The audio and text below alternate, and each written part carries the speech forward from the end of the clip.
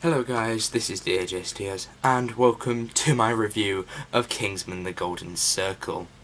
Before I actually begin with the review, I just wanted to say that this video will be spoiler free from spoilers for this film, so if you haven't seen it, go and see it. And I'll be doing a spoiler version in a couple of days, as well as a bit of an analysis into it as well, and how characters work and what the point is of this, and what the Kingsman may be facing next. So something that really sticks out for me in this film is the fact that this one is not as much action to sequence of action and slowly blended in with a bit of talking, a bit of plot development. This one does a lot more reliance on you knowing these characters and loving them from the previous film, and I think that we get to see a lot of Eggsy, and we get to understand Merlin and all these other characters as well, and we get to see what their lives are really like, outside of the Kingsman, I suppose. And Eggsy's got his own problems that aren't just defeating Poppy; they are other things that. For example, his girlfriend and trying to impress her parents, and there's a sequence throughout that,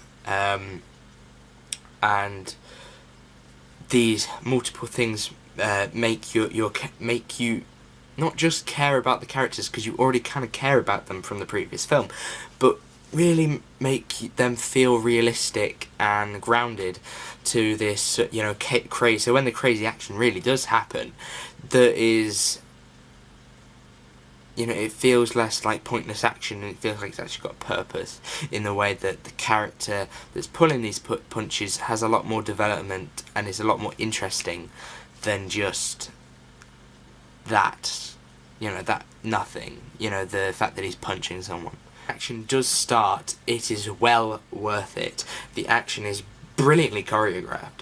It is some insane action sort of sequence set pieces, such as the bit with the donut, and the donut's running around and they're shooting with through the donut, and the way that Harry and Eggsy are kind of, when they fight together towards the end, you can really show the hard, I wouldn't say hard graft, but I suppose I'm going to say it, the hard graft that went into making that work, so like they're kind of fighting around each other, in this choreographed sort of dance routine that is very pleasing to the eye.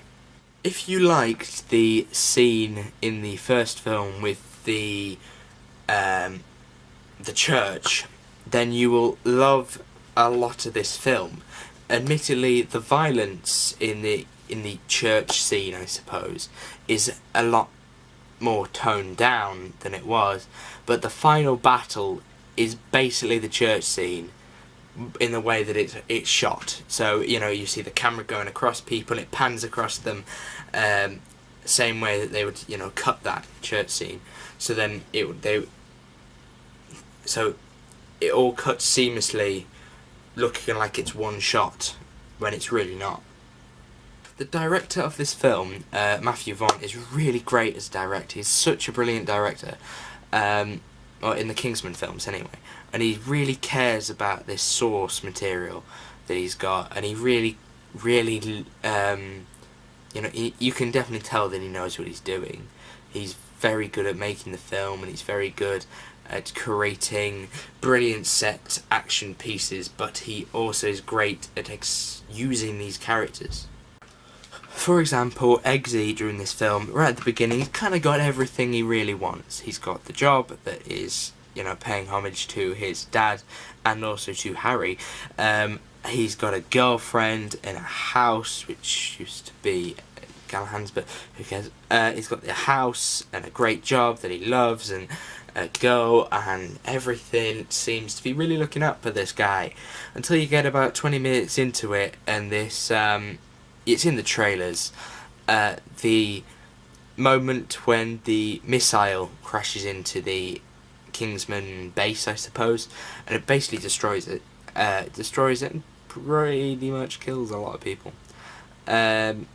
So at that point you see the desperateness to, you see that he's had everything and then he's lost a lot of things in his life, and he wants to try and fight to get them back.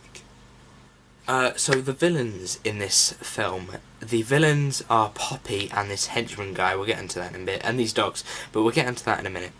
First, let's talk about Poppy. So Poppy is played by Julianne Moore, and she plays a brilliant job as this sort of psychopath who is very crazy, however, you know, not overdone mental. She's mental, but she's not like Jared Leto Joker mental, you know. So she does dull it down a little bit, and I think that's really good because you don't want it going too far, and you need to show that she's mental, but you don't want to just show that she's way out of, insane. And her entire plan is quite decent, I suppose. The plan of, I won't go into it, in fact, but the plan that she has will infect and cause a lot of harm for people. It's something that pretty much could happen, really, if you think about it, the same way that disease passes through the world. But that's Poppy, and she's basically the big sort of bad. Then we go down slightly lower into a henchman. This one-armed guy, who I won't spoil who it is, but this one-armed man is a great idea for a henchman. The lack of vocal cords and the metal arm, lack of vocal cords is pointless, but the metal arm really makes him an interesting character, and his backstory as well makes him very interesting. But I don't want to get into that because I'm trying to do it non-spoilers. It's very difficult. And then villain-wise, there's these dogs that look brilliant. They look like they've been in like Chappie. They look like they've been Chappified. They've been they look, well, they're robotic and they look really flippin' evil, and they look, they don't look awful for CGI. They're not the best CGI in the world. You can tell that they're fake, but they do look good, and I think that they really suit this film. And I think I do love these dogs. I think these dogs are used brilliantly in the film. They don't have a massive, they don't have a purpose, but they make a great way of making Poppy seem, quite evil. If she's got henchmen that are dogs, and then she's got human henchmen, and it kind of shows her isolation, that the people that she has to kind of talk to are really just these dogs, and anyone who comes onto the island to join the Golden Circle. If you loved The Secret Service, you are going to love this film.